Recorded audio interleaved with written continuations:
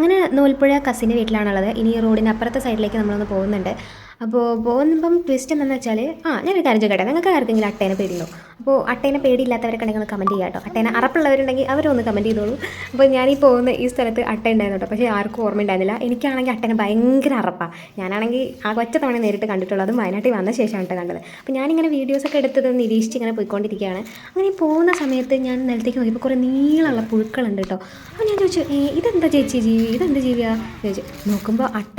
പിന്നെ എല്ലാവരും നിലം തൊടാതെ ഓടി എന്നൊക്കെ പറയുന്ന ഒരവസ്ഥയായിരുന്നു. അളിയനെയൊക്കെ അട്ട പിടിച്ചിട്ടുണ്ടായിരുന്നു, ചേച്ചിയുടെ കാലിലൊക്കെ കയറിയിട്ടുണ്ടായിരുന്നു.